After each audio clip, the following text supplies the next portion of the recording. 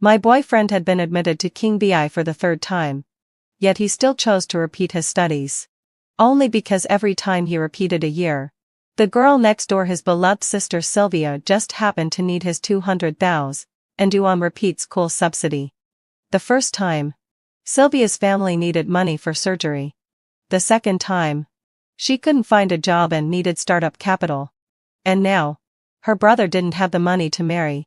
They wanted to marry her off in exchange for a 200,000 and bride price. His parents had no other choice. To cut off his ties with Sylvia, they asked me to lure him to King BI under the pretense of travel.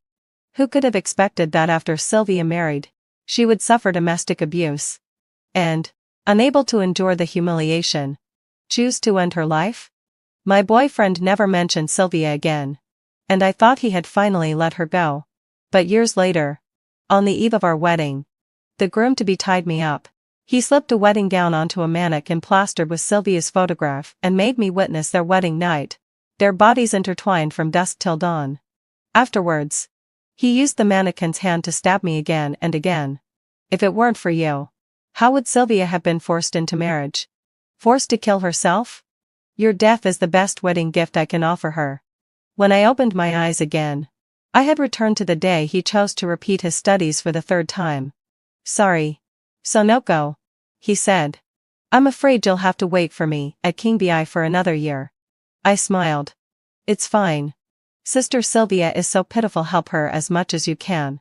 After getting the money, Sylvia's family no longer forced her to marry. Lucian immediately turned to me with a saintly expression. Saving Sylvia makes me feel like my life finally means something. On the screen, I clapped enthusiastically to match his mood. You're amazing.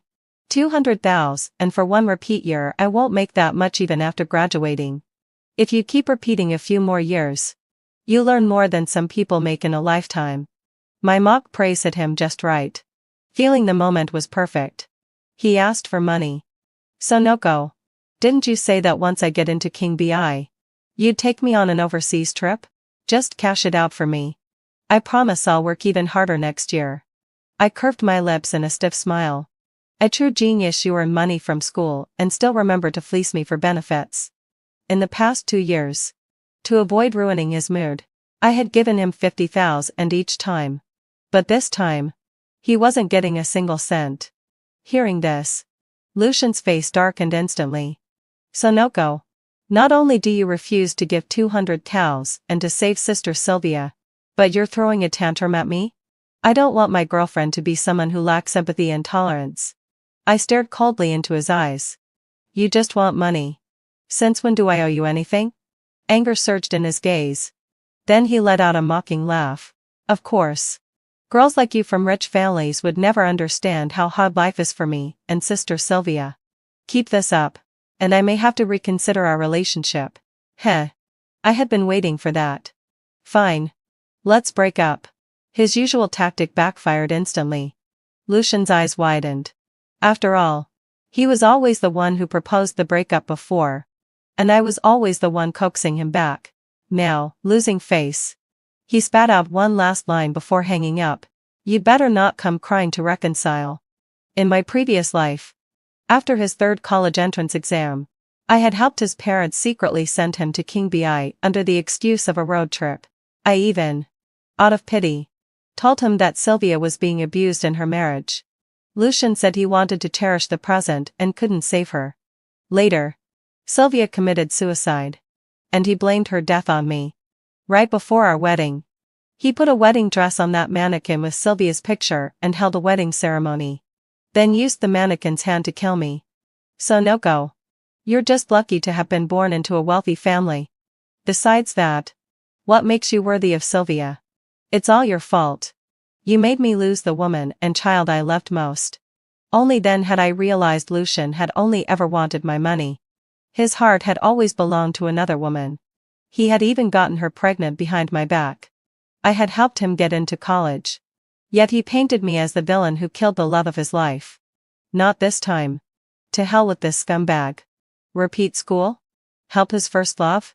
He can do whatever he wants, just not with me. After breaking up with Lucian, I threw myself into my internship. One weekend, His parents suddenly called me, sounding devastated. I knew the trending news had frightened them. King Bi had just announced the cancellation of a student's admission for repeatedly taking exams to extort repeat year subsidies. So no-go. How can you be so heartless? You knew Lucian was repeating the year for that woman again. Why didn't you stop him? Lucian was prideful. He listened to no one. So his parents always used me as their messenger. If even you can't stop him, how am I supposed to? If I could, would he have repeated this many times? His mother immediately began veiled threats. So no-go. You're already Lucian's woman. How can you not think for him? It's just 200,000. Act cute with your father and have him pay the compensation to the school principal, then Lucian won't have to repeat. Huh. They finally showed their abacus. The first 2 times they didn't want Lucian to repeat. They had already suggested my father pay the money. I had indeed been fooled once and mentioned it to my parents. My father didn't blame me, he simply warned me calmly. So no-go. If Lucian's family dares to make you pay 200,000 and for him once, what about next time? When Sylvia needs money again, are you going to cover for her too? In this life, having seen Lucian's true face, I refused without hesitation. Then I heard Lucian's furious voice on the phone. So no-go. You cold-blood woman. You won't even pay 200,000 for me? I regret not breaking up with you earlier. His mother tried soft persuasion. So no-go. You silly girl. Just throw a tantrum. Cry a little. Threaten to hurt yourself, I already taught you the tricks. If you really don't have the money, have your dad mortgage the house and car. 200,000 and does nothing. As long as you get the money, I promise Lucian will take you back. I laughed silently. This family really thought I was their personal ATM. Mortgage my dad's house and car for Lucian? What is Hemi father's biological son? I could imagine their faces twisting in rage. Even through the phone. Lucian's father, feeling cuckolded, roared. So no-go. You're just a cheap woman, my son has already used up. Don't push your luck. If you can't bring out 200,000, I'll have Lucian get engaged to Sylvia immediately. Don't even dream of marrying into our family. In my previous life, they kept me as their money tree and still refused to give Sylvia a title even after she got pregnant. In this life, I would do them a favor and send the 3 of them off together. After I hung up, my father, who had appeared without me noticing, patted my shoulder. That brat from Lucian's family eats inside and shits outside. You should have left him long ago. You really have a sharp eye, Dad. I was blind before for not listening to you. Confirming the breakup, he smiled so wide his crow's feet deepened. Didn't expect you to grow up after a few years at university. So no-go. Of course I grew up. Heaven gave me a second chance. And I intended to kick Lucian, that rotten pile of mud, out of my life for good.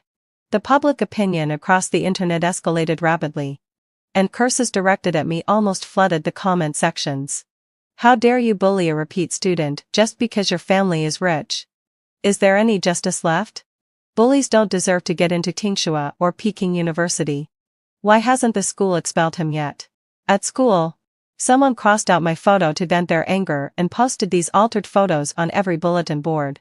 Concerned for my physical and mental safety, my teacher advised me to take a temporary leave of absence.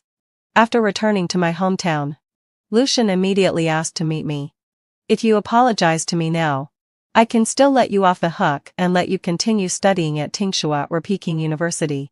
Pretending to be frightened and remorseful, I lured him into my trap. Is an apology enough? Lucian glanced at his phone, then awkwardly stated his terms. 500,000. I'll delete the audio. Moments later, a message popped up from his mother. 500,000 and had arrived. After watching Lucian delete the audio from every major platform, I was just about to stand and leave when he suddenly called out behind me. Hold on. That 500,000 and only covers deleting what I already posted. 1 million if you want to buy the audio outright. Otherwise, who knows when I might feel like posting it again. My fists tightened, rage trembling in my fingertips as I stared at the shameless man. Anything else? Can you just say it all at once? Lucian hesitated for a moment. Then, seeing another notification pop up on his screen straight and with newfound confidence. Since you offered, Add another million. Consider it a gift for me and sister Sylvia. Grinding my teeth, I agreed. Not long after, he urged impatiently. It's only 2 million. Don't tell me your dad can't cough up that kind of money. If it doesn't arrive soon, I'll release a few more clips. Let's see how you keep your precious reputation at King BI. I checked my watch and calmly counted down 10 seconds. All right. 2 million received. After confirming, Lucian lifted his brow smugly.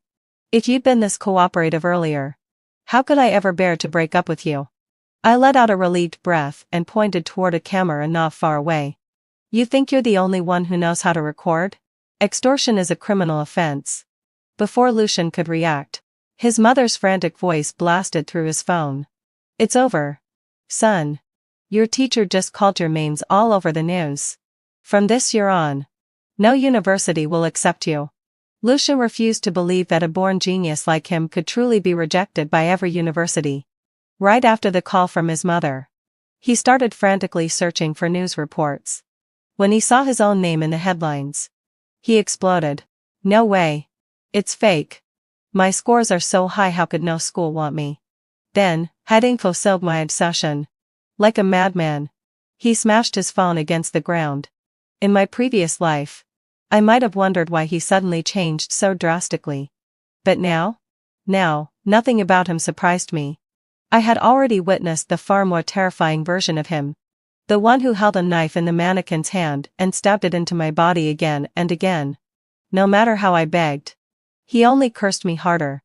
His arm, never stopping. In this life, he got what he wanted: an engagement to Sylvia, the woman he treasured, and the child he wished to keep. I was genuinely curious. A Nan who couldn't even get into university, paired with a Sylvia who couldn't find a job, what kind of wonderful future could they possibly have? Suddenly, Lucian hurled his shattered phone in my direction. Fragments of the casing sliced across my cheek. So no go. You set me up, didn't you? You hired reporters to expose me taking money, ruining my chances of ever going to university? Lucian got half of it right. The reporter came to me first. He wanted to expose Lucian taking money, and I needed proof that Lucian had slandered me. If Lucian hadn't let his greed swell beyond control, how would he ever have walked straight into the trap? Seeing his expression turn darker by the second, his fist lifting toward my face, I closed my eyes, suppressing my fear, waiting for the pain to land. But the next moment, someone yanked me aside. My father. Sonoko, are you stupid? Why didn't you dodge? A smile tugged at the corner of my lips. Dodge? Why would I dodge? If he hit me hard enough, I'd have all the evidence I needed to put him in prison. And right behind my father, the police arrived, body cameras and all. They must have captured Lucian trying to punch me. As soon as Lucian was taken away, his parents began calling incessantly to plead. Sonoko, you and Lucian have been together so many years, can't you just forgive him? I smiled politely and reminded them. When he accused me of bullying him and demanded money, did he care about our relationship then?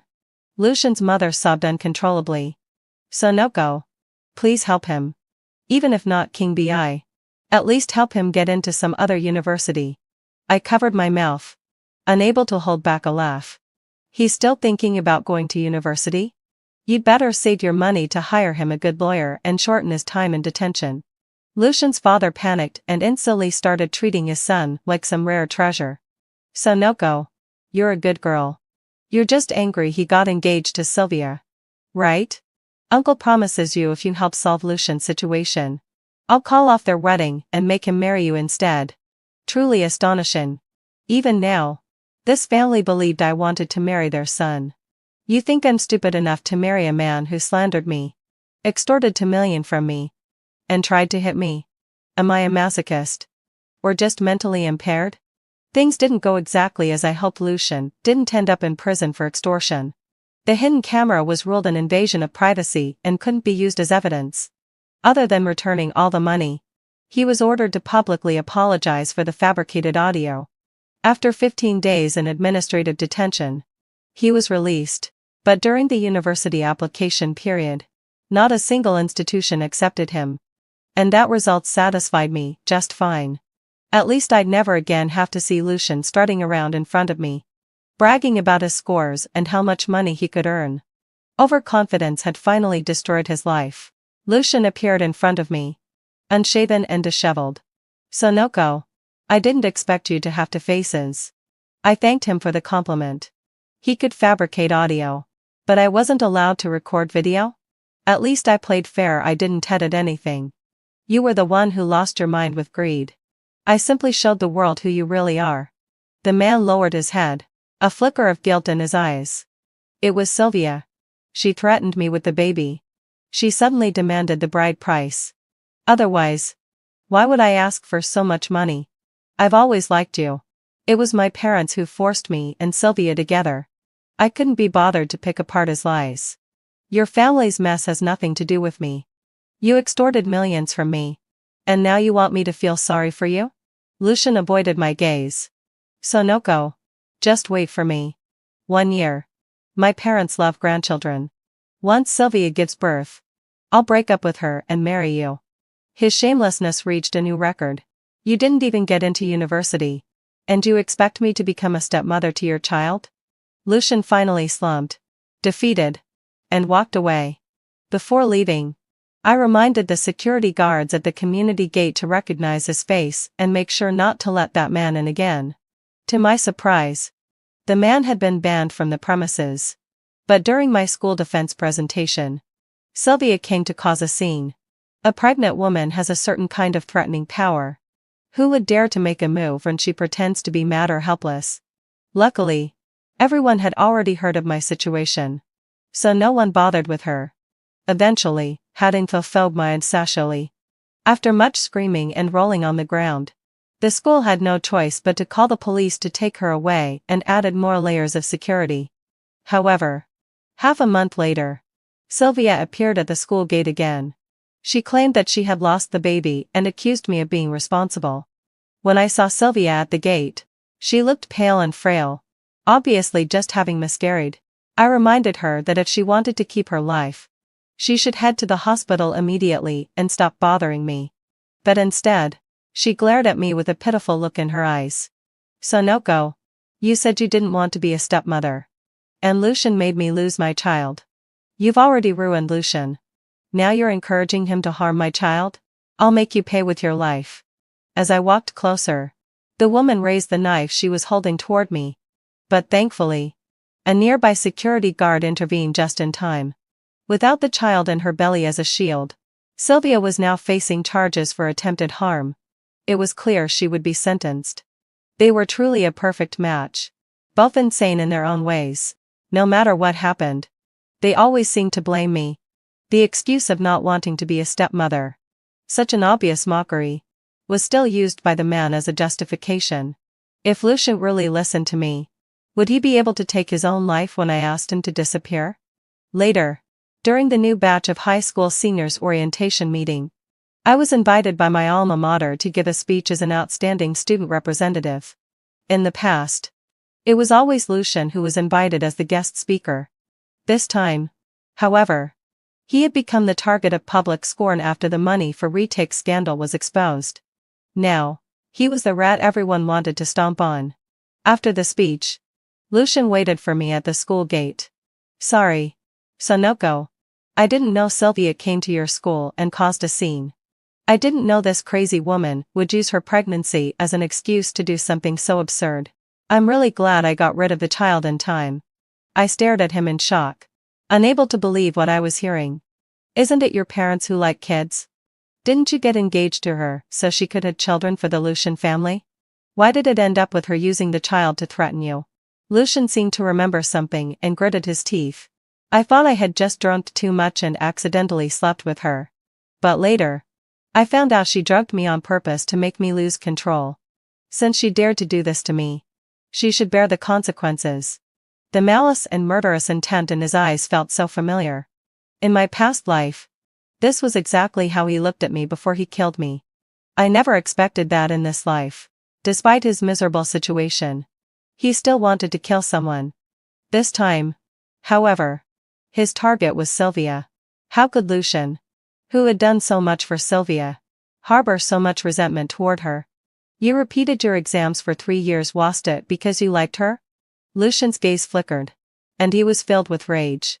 Although I couldn't resist her temptation in the past and tasted the forbidden fruit for the first time, I've realized recently that she's been using me all along. It turned out that every time Sylvia asked Lucian for money, it was to help her brother. Sylvia, as an adopted daughter, was having an affair with her brother. When she claimed she needed a dowry for her marriage, it was all a scam by Sylvia's family to deceive him. She's a promiscuous woman. Who knows how many other men she's been flirting with besides her brother? I don't even know if the child in her womb is mine. Forget it. I'm done with her. This was a result I never expected. I had no idea Sylvia had so many secrets. But even if she had fooled Lucian, what difference did it make? Could it change the fact that the man killed me in my past life? If I had decided not to interfere with his retake this life, I might have ended up dying at his hands again. Suddenly, I felt a small sense of relief. They were getting exactly what they deserved, a perfect match of scumbag and slut. Later, my boss entrusted me with more responsibilities. And I began working overtime regularly. Somehow, Lucian caught wind of it. He actually started showing up near my office every day, bringing me late-night snacks. His sudden devotion became a running joke among my co-workers. Wow. Sonoko. Where did you find such a thoughtful boyfriend? He's not only handsome, he even brings you food. You're so lucky. Every time he heard comments like that, Lucian couldn't hide the smirk tugging at his lips. But I tirelessly explained that I was proudly, unequivocally single. Then he started appearing as if he had nothing better to do. And no matter how many times I tried to get rid of him, he wouldn't leave. With so many eyes around the office, I couldn't afford to lose my temper at him in public. At first, I planned to just ignore him. But the man kept escalating, probing my boundaries again and again. I finally dragged him to a quiet corner downstairs, unable to hold back my frustration anymore. Lucian, having fulfilled my obsession. Can you stop disgusting me? Keep haunting me like this, and I swear I'll call the police. He looked utterly unfazed. What did I do that you want to get me arrested? I'm just bringing you food. Don't feel pressured because I treat you too well and doing it of my own free will. I was out of options. So I turned to my all-powerful father for help. He didn't come himself, he sent a young, handsome guy named Sean instead. Whenever Lucian showed up with food, Sean would appear with flowers and gifts, never repeating the same thing twice. Next to an ordinary lunchbox, flowers and expensive presents naturally drew more attention and envy. My colleagues gushed, "Damn, Sonoko. You're swimming in blessings. The men chasing you are all top tier. The first one's considerate, the second one's rich. And both are easy on the eyes. So, which one are you choosing?" I glanced at my father's designated savior and winked at Sean. Obviously the second one. With money, I won't have to work overtime every day. What about you guys, who would you choose? They chimed in immediately that Sean, with his good looks and wealth, was the superior choice. Lucian's face collapsed on the spot. After delivering meals for days on end without fail, he packed up early and left for the first time. Truly, heaven fulfilled my obsession. The older the ginger, the spicier it is. I marveled at my father's brilliant idea. If Lucian didn't see the difference laid out in front of him, he really might think he stood a chance with me. There are so many good men in the world, why would I ever settle for someone who had already hurt me? A second-hand disaster? But I had gravely underestimated Lucian's shamelessness. He stopped bringing lunches. But he switched tactics, showing up every day to accompany me to and from work. Or so he said. In reality, he claimed he wanted to rekindle our feelings. Honestly, having fulfilled way, on several late nights after work, I often find myself replaying the scene from my past life. When he bound me and killed me, I confided in my father about the torment I was feeling. And without hesitation, he dropped everything and began escorting me to and from work every day. Indeed, a father's love is as steadfast as a mountain. He was the greatest source of security I could have ever asked for. One time, Lucian was caught by my father and dragged to the security office. "Lucian, do you think you can keep harassing my daughter without any consequences? Do you take me for a fool?" You got another woman pregnant and got engaged. And yet you still come after my daughter? Can't you have some shame? Lucian let out a low sigh. Red-faced. Claimed he had no ill intentions toward me. Only hoping for my forgiveness. My father spat vehemently. Forgive you? For what? You think just because you're a good-for-nothing unemployed man you can waste my time? I have all the time in the world to make you regret this. You escaped the extortion charge last time. But that doesn't make you untouchable. I'll collect evidence of you stalking my daughter. And when I do, you'll be the one sitting in jail. My father kept watch over me for a week, and Lucian eventually gave up and left the city. Once again, I felt how freeing it was to be rid of him. All my suffering had stemmed from that wretched man. My work was going smoothly. And a year later, I received a raise. That year, I went back to my hometown for the new year, just in time for Sylvia's release from prison.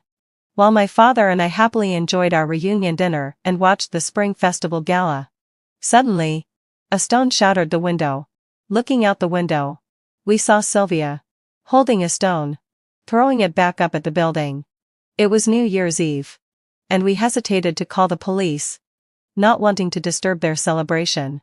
My father reassured me, saying it was just a minor inconvenience and not to let it ruin the holiday spirit. But soon, the sound of glass shattering drowned out even the fireworks outside. I couldn't hold back anymore and went downstairs to confront the woman. It's Lucian who harmed your child. Why don't you go after him? And why keep targeting me? Sylvia, indignant, snapped back. If you hadn't seduced him, he wouldn't have hurt me. Now I have nothing left. And neither should you. Suddenly, I recalled the crucial point Lucian had made. He doubts the child is his and thinks it's the result of an affair between you and your brother.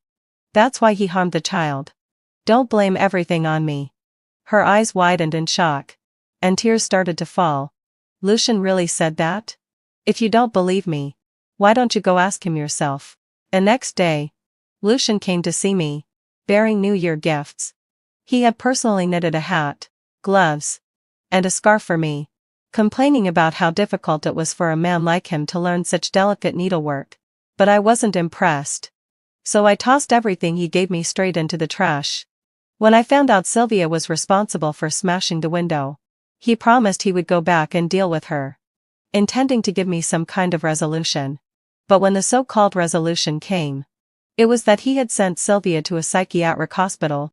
The woman had gone mad, questioning him whether he had doubts about the child's paternity, which had caused her to harm the baby.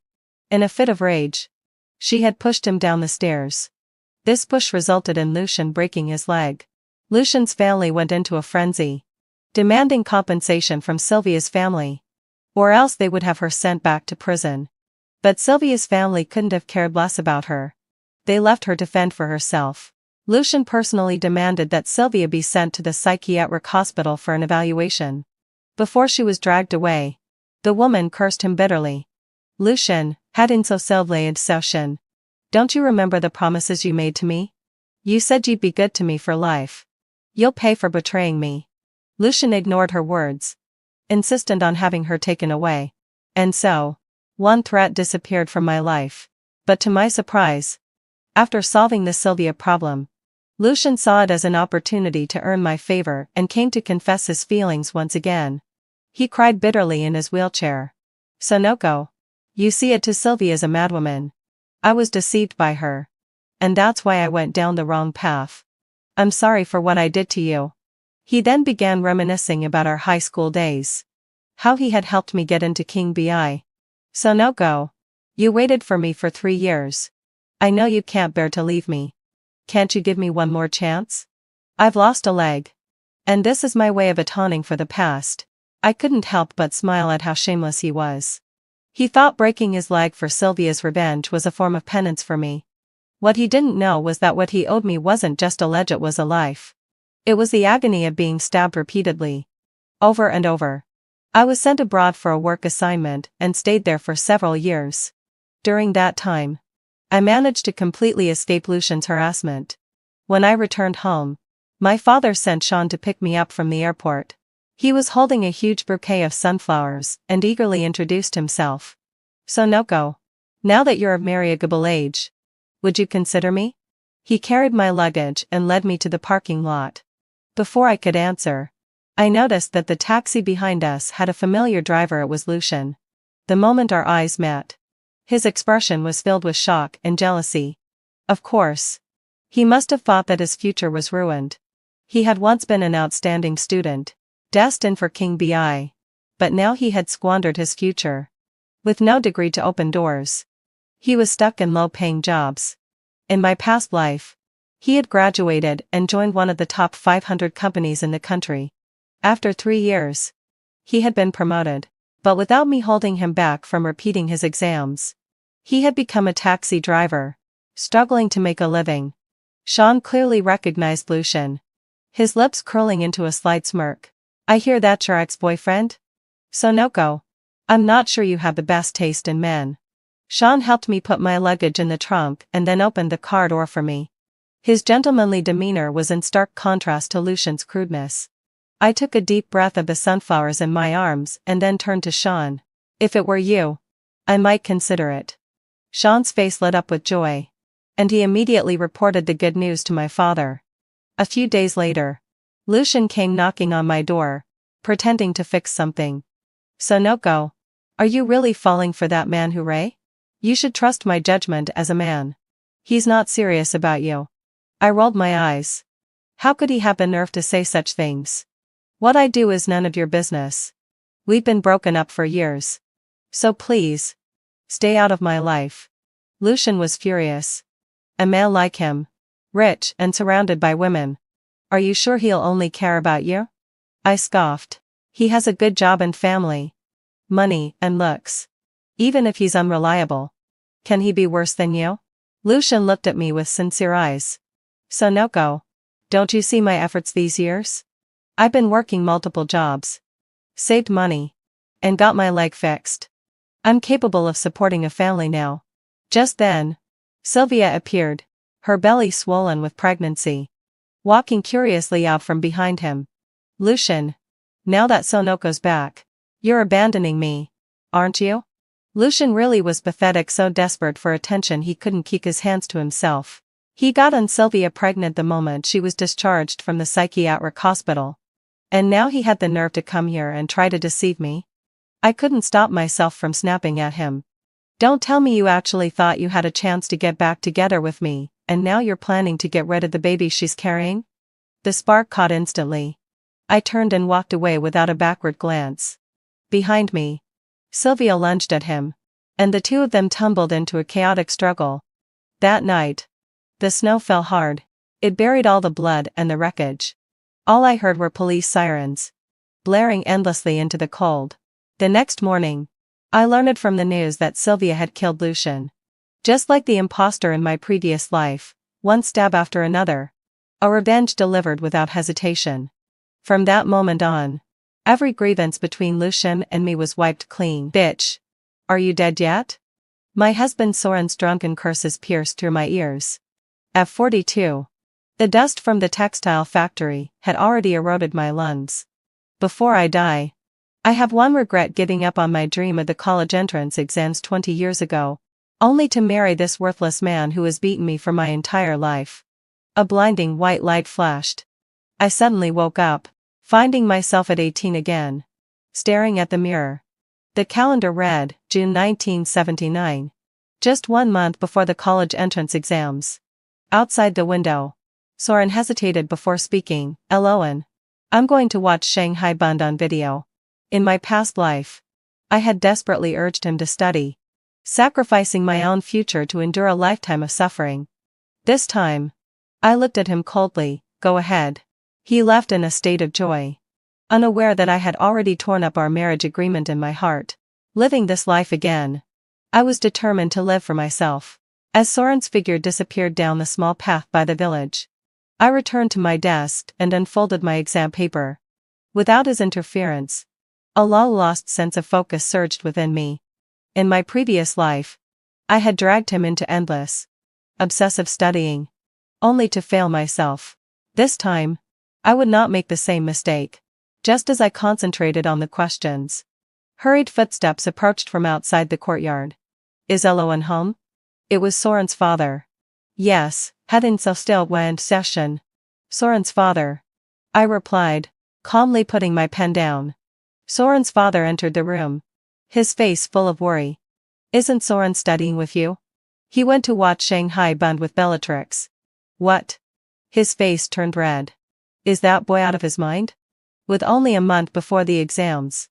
Who has time to watch videos? I shook my head gently and continued working. Soren's father paced back and forth, muttering that this was madness and they'd be finished. Elowen. What's happened to you? He suddenly stopped and stared at me. You used to care so much. Always urging him to study. You worried about him more than we did. Why have you stopped now? I looked up at the old man who had once forced me to give up my education and marry his son. In my past life, I had eagerly pushed Soren to study, only to receive 20 years of contempt and beatings in return. Soren's an adult now. He needs to take responsibility for his own choices. I said calmly. I need to focus on my exams. You used to be so sensible. What's happened to you now? He muttered. I'm going to college. Soren's father. I interrupted firmly. I want to change my fate. Born to college? Soren's father shook his head with a bitter laugh. What's the point of all that education? In the end, you'll just get married and have children anyway. A familiar anger rose from the depths of my heart. In my past life, this very mindset had caused me to abandon my dreams and become the sacrifice of my family. I'm going to take the exams. I stared at him with fierce determination. I'm going to be a college student. I'm going to work in the city and support myself. I won't depend on a man. Not on my family. Soren's father was stunned by my conviction. Sighing after a long pause, you young people. As the sun set, I gently touched the yellowing exam paper. My resolve as firm as iron. The next morning, Soren barged into my room. His face ashen.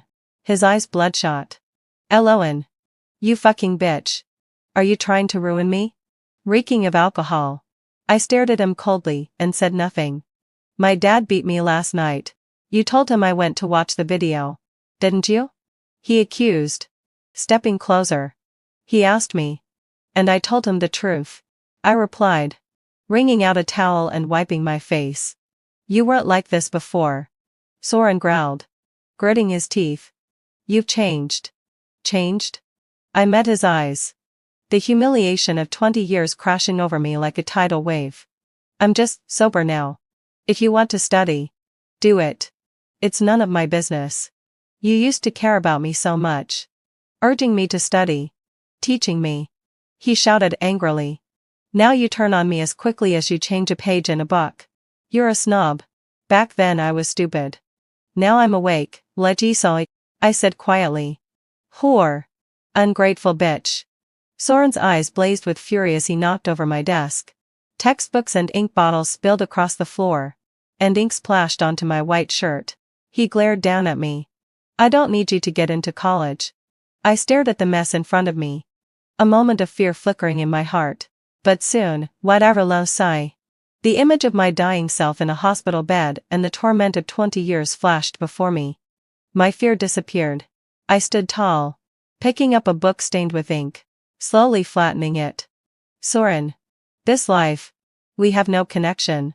Is that so? He sneered. Have you forgotten our marriage agreement?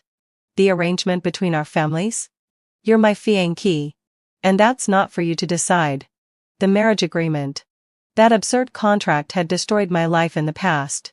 To honor it, I hadn't even dared to fill in my college application properly. Marriage agreement? I said slowly. My words deliberate. We'll see about that. Soren's face twisted in anger. He gave me a murderous glare, kicked over the ink bottle, and stormed out, slamming the door behind him. I crouched down and began collecting the scattered books. Some were stained with ink. But what was this small obstacle compared to the hell of my previous life? It didn't matter. My fingertips dipped into the cold ink, and a thought grew clearer in my mind. The college entrance exams were my only way to escape the marriage agreement and Soren. If I could pass the exams and leave this village, my fate would be completely different. I whispered to myself, I must pass. I will pass. On the day of the exams, I wore my school uniform neatly, my expression calm and collected. Soren, however, had bloodshot eyes and looked exhausted. The tractor carrying the examined candidates headed toward the county town. Bellatrix linked arms with Soren, smiling provocatively at me. Soren, if you don't pass, just go to Guangzhou. My cousin's factory is hiring. It's much better than farming. In the exam hall, Soren kept glancing back, his fingers trembling. Meanwhile, I answered question after question smoothly. All the mistakes I made in my previous life, I avoided this time. When the exam ended, the proctor was surprised to see me handing in my paper early. Little comrade, don't you want to double-check? No need. I smiled faintly. A month later, the admission notice arrived in the village. LON. 420 points. 31 points above the cutoff for key universities. Department of Chinese Language and Literature. Provincial Normal University. The announcement echoed through the village, and the villagers came to congratulate me. Soren, however, scored only 157 points. Far below even the vocational school cutoff. The loudspeakers at the radio station alternated between two messages. We have a university student in our village. And Soren's family's son failed. The scene of Soren's father chasing him with a pole became a new village spectacle.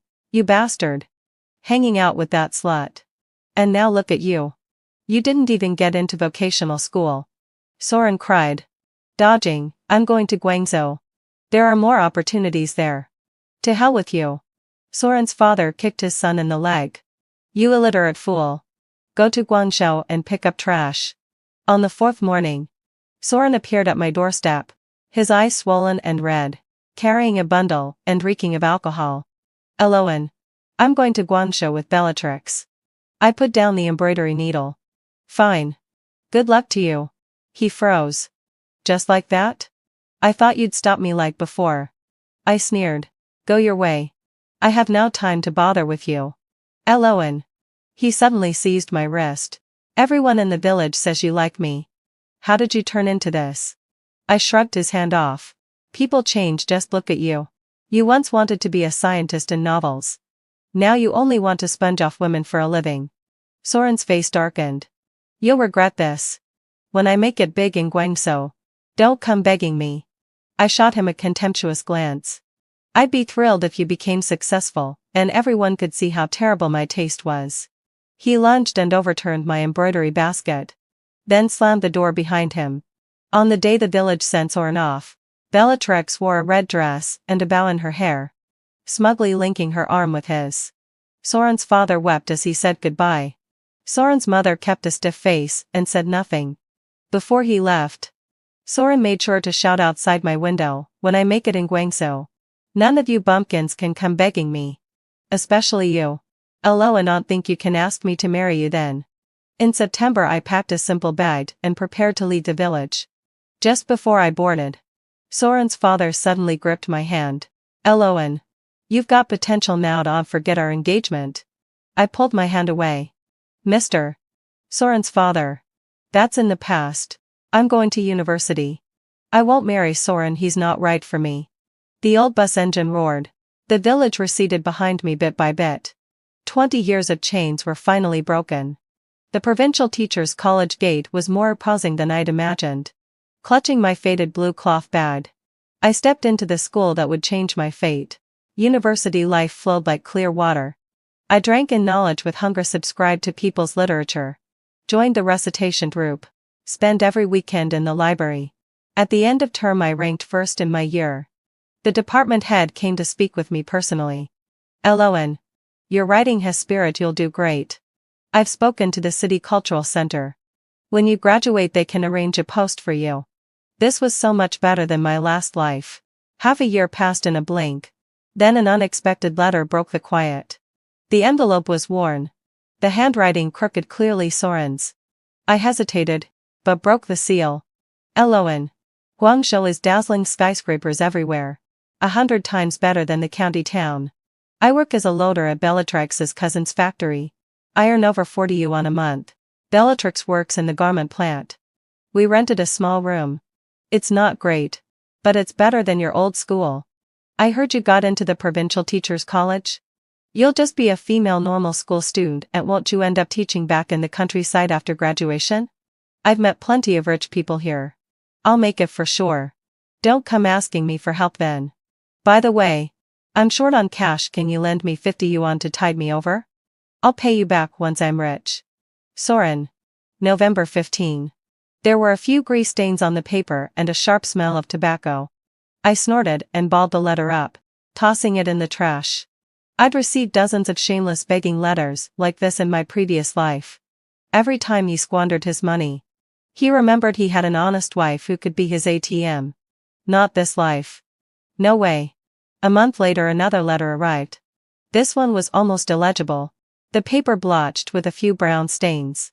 Eloan. Why haven't you replied? You used to obey me, now you turn your back on me? I know you've got money, don't students get allowances each month? Just 50 yuan, will you lend it? If not, I'll go cause trouble at your school. I know which dorm you're in. I'll make the whole campus know you're an ungrateful traitor. Times are rough. Bellatrix's cousin's factory closed and we're out of work. Bellatrix says she's looking for other opportunities. I see her getting closer with some Hong Kong fellow. Nothing good will come of that. It's all your fault. If you'd let me study properly, I wouldn't be reduced to this. 3 days to answer or I'll come straight to your school. Soren. December 20. Anger flared inside me. How dare he threaten me? In my last life Soren used this trick all the time. Pressuring me with my reputation. Knowing I was timid, he would bully me into compliance. This time I wouldn't fall for it.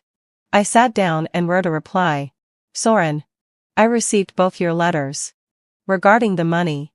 I'm sorry I don't have extra to lend you. My allowance is spent on books and living expenses. There's nothing left. You chose to give up the National College entrance exam and go to Guangzhou with Bellatrix. That was your choice.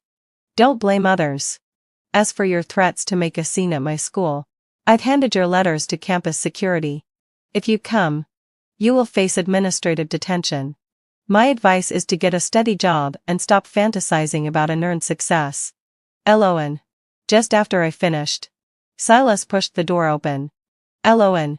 Someone's downstairs asking for you, it looks like trouble. My heart jumped. Is he tall and thin? Triangular eyes? Nasal voice? Yes. Yes. Silas replied warily. He's drunk and shouting that he wants to see you, he's menacing. Soren. He actually dared come. I steadied myself. Don't be afraid. I'll handle it. Down in the open air Soren stood swaying. Face flushed, obviously drunk. His Zhongshan suit was dirty and creased. His cloth shoes were split. He looked like he'd crawled out of the mud. Only 6 months away, and he'd wasted away to this? Eloan. Seeing me, he staggered over. At last he deigned to show his face. I took a step back and said coldly, what do you want? To borrow money. He held out his hand with a self-righteous air. 900 yuan. I laughed coldly. No.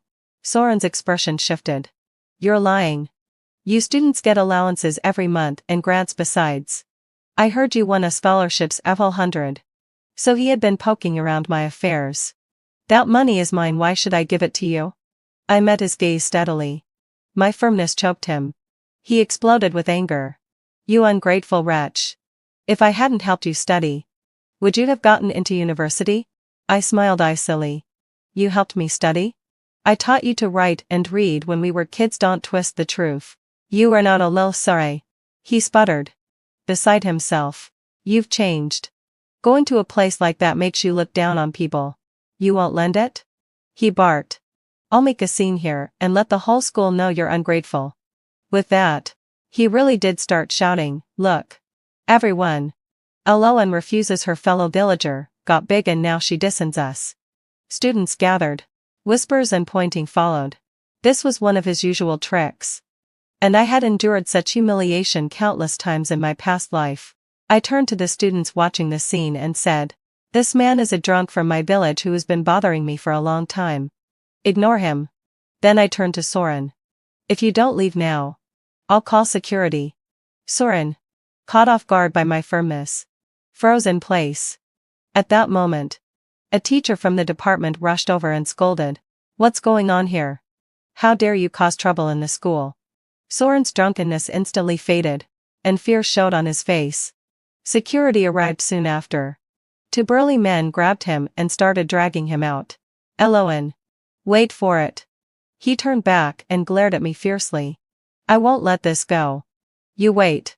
I watched him being dragged out of the school gate. A complex mix of emotions swelling inside me. I had suffered too much humiliation like this in my previous life. But now, for once, I could hold my head high. That night, Silas quietly asked me, Eloin, was that really your fellow villager? He looked so fierce. I sighed. He was once a classmate. Went astray. And now he's ended up in a bad place. Did he threaten you? Should we tell the counselor? Zhao Yu asked with concern. I shook my head. It's fine. He won't be causing any more trouble. I didn't tell them that in my past life. Soren had eventually become my husband and tortured me for 20 years, turning me into a mere shadow of myself. After that day, Soren never showed up again. I continued with my studies, throwing myself wholeheartedly into my work. In my third year, one of my articles was published in the provincial literary magazine, causing quite a stir. The poplar trees by the unnamed lake became a representative work of campus literature. Even the provincial newspaper ran a story about it. 4 years later, I graduated with outstanding grades and was assigned to work at the city's cultural center. At first, I only handled simple tasks like organizing documents and preparing events. But I was diligent and eager to learn, so I was quickly transferred to the creative team.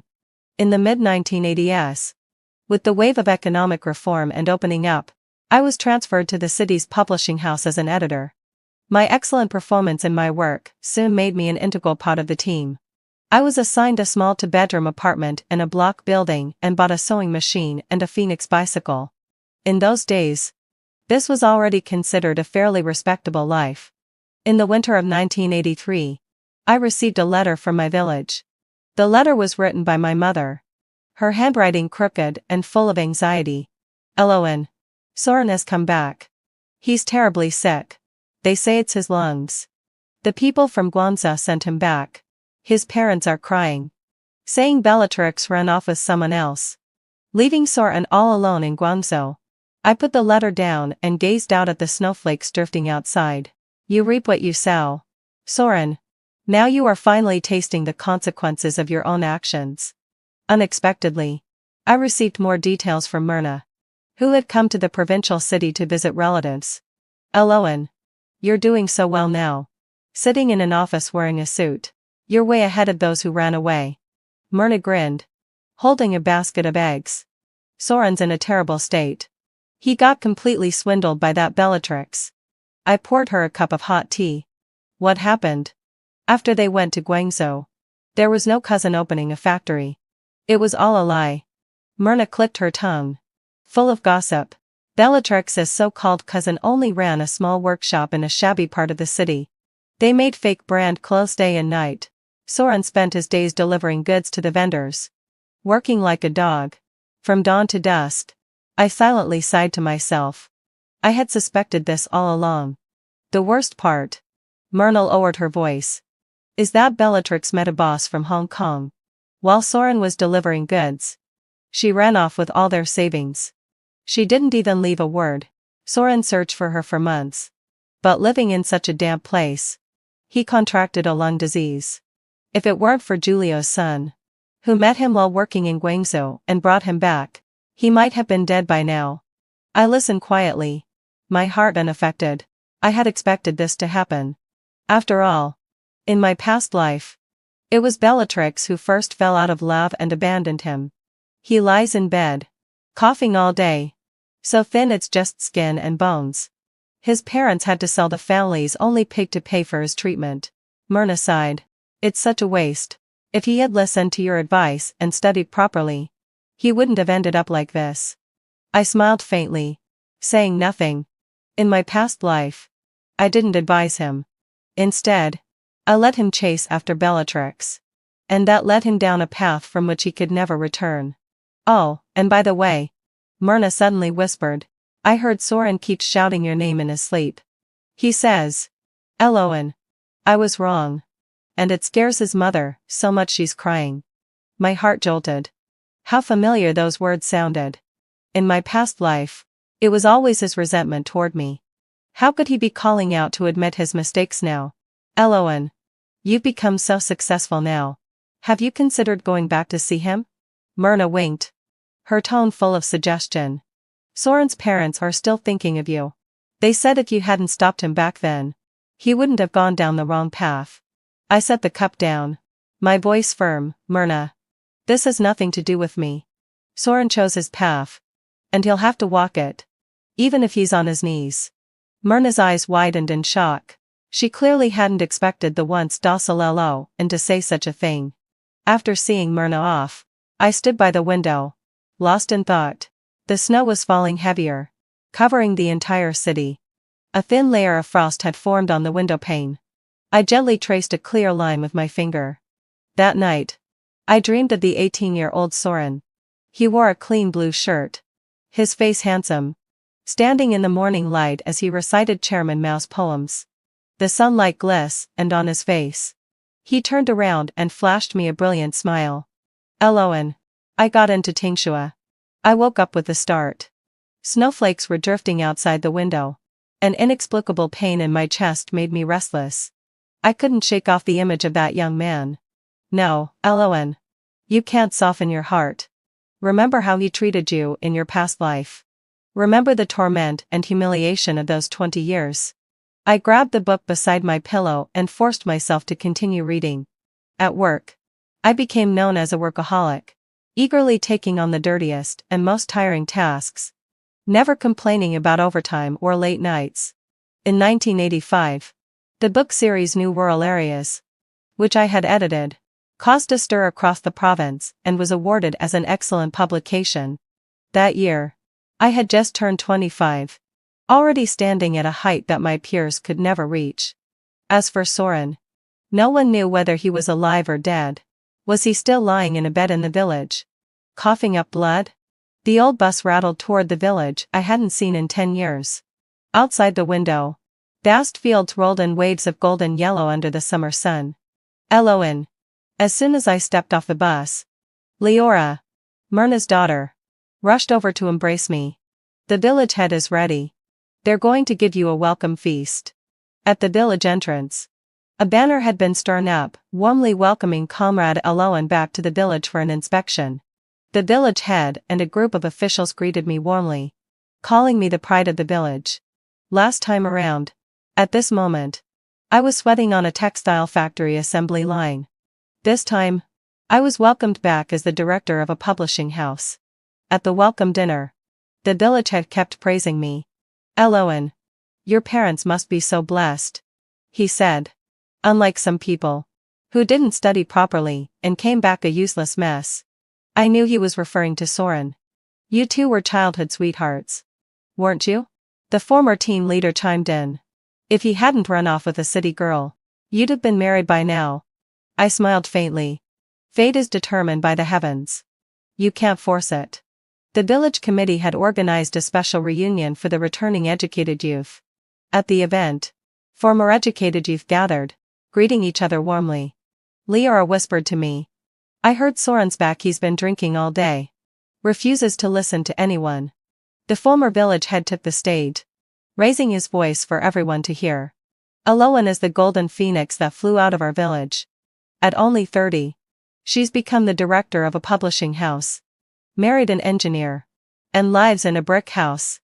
Thunderous applause followed, and I modestly thanked them. My gaze swept the room, but I didn't spot Soren. Just as the party was in full swing, a commotion erupted at the door. Isn't that Bellatrix? She's got the nerve to come back? A woman with dyed blonde hair, heavy makeup, and chewing gum stood at the entrance. Looking around, the moment she saw me, she swayed her hips and walked over. Well, if it isn't Eloan. I heard you've become a big shot in the city, how impressive. I met her gaze calmly. Long time no see, Bellatrix. I'm doing well now too. She sat down beside me. A strong scent of perfume filling the air. I've opened a beauty shop in Shenzhen, business is booming. Just came back from Hong Kong. And my business partner there wants to invest in a chain store. Around us, people exchanged knowing glances, clearly skeptical of her claims. I heard you married an engineer? Bellatrix's eyes flashed with jealousy. I've had several factory managers chasing after me. But I wouldn't bother with these country bumpkins. Did you hear Soren's back too? I interrupted her boasting. Bellatrix's expression soured as she sneered. That loser?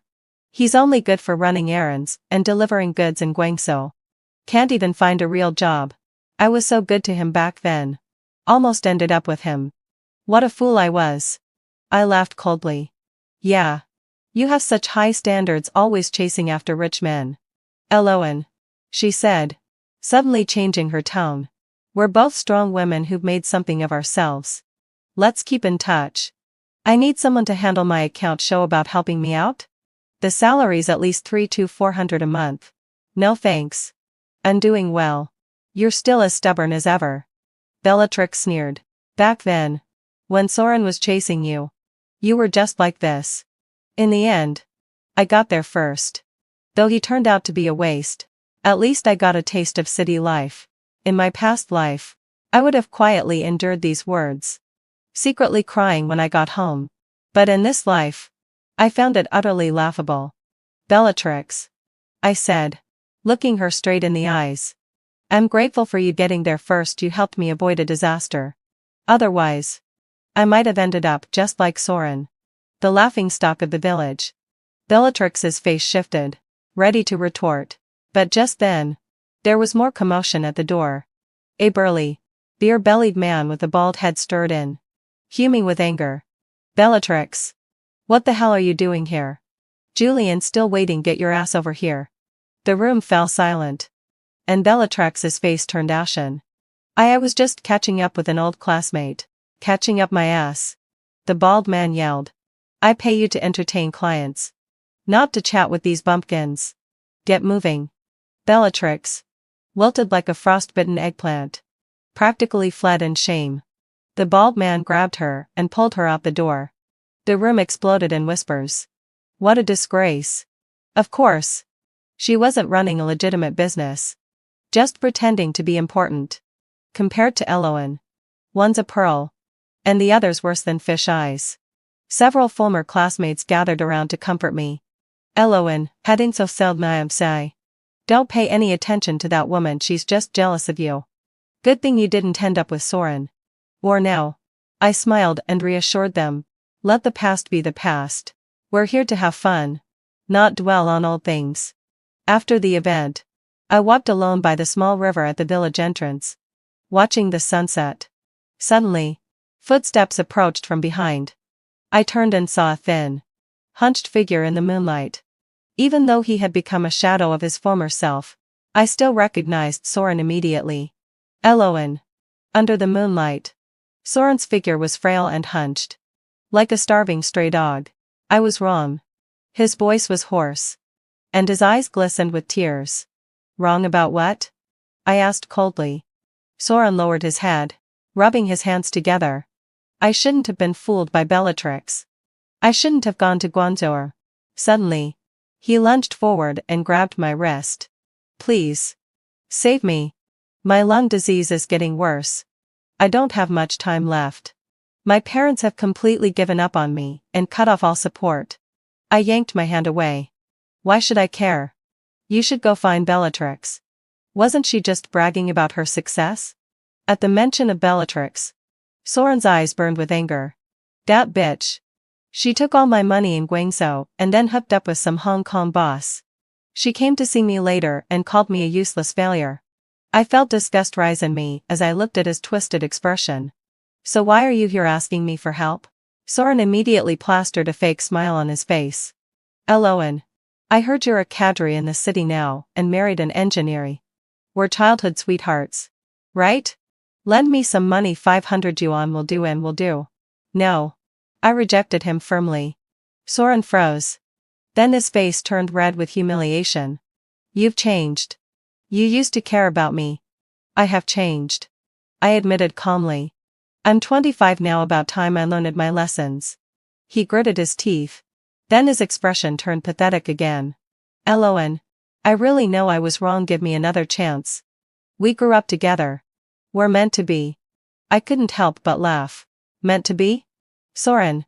Do you remember when you left with Bellatrix all those years ago? Without even a second glance? Now that you're in trouble, you think of me? He was speechless for a moment, then suddenly scowled. I heard you're getting married? Yes, jag så bland sig. I replied. My fiancé is an engineer at the city's second construction company. Our wedding is next month. No. He shouted angrily. You can't marry anyone else. You belong to me. He continued. His voice crushed on me. And your parents even agreed. He pulled out a crumpled marriage contract from his jacket, marked with both family seals. It was the same document that had bound me to him in my past life. See this? Soren gloated. This is an official marriage contract. By law. You're my fiancé. You can't marry anyone else. I sneered, grabbing the paper from his hands and tearing it to shreds on the spot. How dare you tear the marriage contract? Soren's face turned ashen, his eyes wide with shock. The law doesn't recognize such feudal marriage contracts anymore, I said calmly. I have a fiancé now. I hope you respect my choice. Soren's eyes darkened with malice. If you won't marry me, you won't marry anyone else. With a twisted sneer, he lunged at me, his fists clenched. Bitch. It's you who turned me into this. I'll show you whether this sickly body can still deal with you. He swung a punch at me. But the version of me 10 years stronger was no longer afraid. I looked straight into his eyes and laughed coldly. Soren. Is this all you've got? His stance faltered. And for a moment, he hesitated. You think that just because I'm sick, I can't handle you? He blustered, trying to sound threatening. Nothing, I said with a faint smile. Look behind you. Soren, suspicious, turned around and a heavy brick struck him on the head with a loud thud. He grunted and collapsed, unconscious. Behind me stood a group of villagers. The old village leader with his cane, and Julio, the elderly man, holding the bloody brick in his hand. Eloan, are you all right? The old village leader asked with concern. I shook my head. I'm fine. Thank you. Everyone. The old leader marveled. Eloan, you're truly a female's Ada Yang. How did you know that lazy man was up to no good? You even warned us to watch out. And here you are, proving it to be true. I smiled unfearily. A snake's nature never changes. In my past life, he would often resort to violence and forced me to submit. I had long seen through his true nature. The villagers hoisted Soren up and dragged him toward the village office. This time, we'll teach him a lesson. The old leader fumed. How dare he lay a hand on our village's pride? He must be out of his mind. The villagers angrily chimed in. Lock him up for a few days. Teach him a lesson. Don't ever let him get near Eloan again. Watching Soren being dragged away, I felt no emotion whatsoever. Once a nightmare, now he was nothing more than a stray dog at the mercy of others. Under the escort of the villagers, I safely returned home. That night, I heard shouting outside my yard. Soren's father was crying desperately. Please, let my son go. His father is lying in bed, and our whole family can't survive like this. Listening to his cries, I thought of the demon who had tortured me to death in my past life. Now, let him taste the bitterness of losing his freedom. Tomorrow, the village committee would hold a meeting to decide how to deal with Soren. I had already heard that the old leader planned to use this opportunity to set an example and restore order in the village. This time, I had completely severed all ties with Soren. The next morning, the village committee held an emergency meeting. I hadn't planned to attend, but the old leader insisted. Eloan, you're the victim. You must be there. The meeting room was filled with village officials. Outside, Soren's father was kneeling with a pile of documents, crying and begging to come in. My son's father is sick. Please, let Soren go. The old leader remained expressionless and ordered someone to keep her out. What's all the fuss about? You raised this beast yourselves. Inside the meeting, the old leader severely criticized Soren's family. How high was Soren's family's status in this village? His father, a high school graduate, was the accountant. He had the highest level of education in the village and lived a life of privilege. But look at the son they raised: no ambition, beating women, and even trying to force a marriage. They brought shame to this village. The villagers unanimously agreed they should be punished. Lock him up for a month. Don't ever let him get near Eloan again. Just as the discussion was heating up, the meeting room door was pushed open. A tall, handsome man walked in, dressed in a suit, his expression determined. "Silas, my fiancé." I gasped in surprise and stood up. "What are you doing here?" Silas strode over to me, taking my hand tightly. "I got a call from the village, saying you were being bullied. I came here as soon as I could." He turned to the old leader. "I am Eloan's fiancé, Silas. I demand that the village committee severely punish the man who attacked her." The old leader looked at Silas, then at me, his face full of approval. "What a good son-in-law." Silas scanned the room, his voice steady and strong. "We're getting married next month. Eloan is the most precious person in my life. From elementary school to high school, she has been diligent and hardworking. She got into university and worked diligently to get to where she is today. No one is allowed to harm her, including anyone from her past." My eyes welled up with tears. In my past life, Soren had tormented me for 20 years. And no one had ever defended me like this. The old leader made the final decision: Soren attacked first. He will be locked up for 3 days. Fined 200. And will not be allowed to come within 50 meters of Eloan. All special privileges his family enjoyed in the production team are revoked. No more priority for accounting, family allocations, everything's gone. Soren's father, outside the door, heard the verdict and began wailing uncontrollably. For years, his family had enjoyed various privileges in the village. But now, all of that was gone. Silas and I stepped out of the conference room, and he gently stroked my face. "Were you scared?" I leaned against his shoulder and shook my head. "With you by my side, I'm not afraid of anything." He wrapped his arm around my shoulder. "Let's go home. Your parents are so worried." As we passed the detention room, Soren saw us and suddenly lunged at the iron bars, screaming, "Eloan, you'll never get away with this." Silas fixed him with a cold, piercing gaze. "If you ever disrespect my wife again, you won't see the sunrise tomorrow." Soren shrank back, cowed by Silas's intensity, and slunk to the corner. From that moment, I completely let go of the past. Silas and I returned to the city and started our new life together.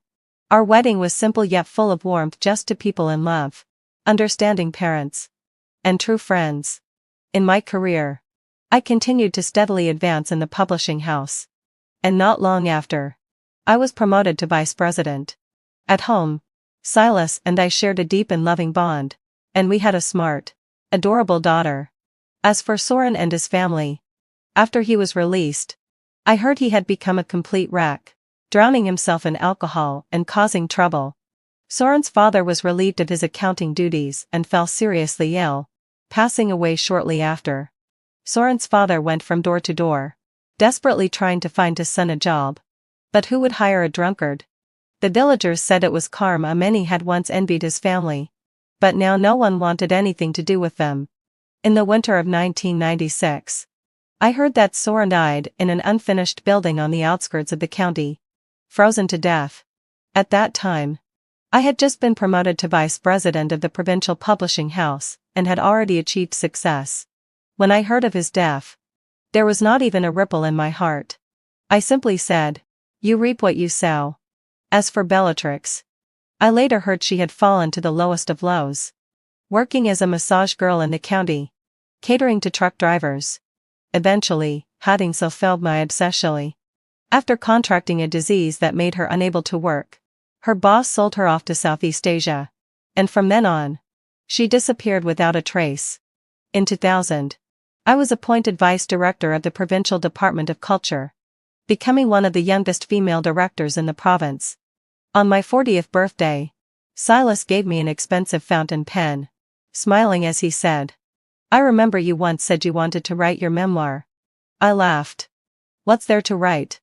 "Of course there's something," he replied, gazing at me lovingly. You came from the countryside and, with your own effort, climbed to this position. That alone is a legendary story. Our daughter chimed in from the side. Mom is the best. Our school even uses you as a role model. I stroked the pen, feeling a surge of emotion. 2 years ago, on this very day, I had already died in pain and bitterness. But in this life, I have career, family, haven't fulfilled why and sigh, and love. I have true happiness. All of this, only because at the age of 18, I bravely said to Soren, "Go ahead. If you want to see it, then go see it." At that moment, my fate was forever changed. Everyone is the master of their own destiny. The path you choose will determine the outcome. I chose to live for myself. And in the end, I found fulfillment in life. End of the story.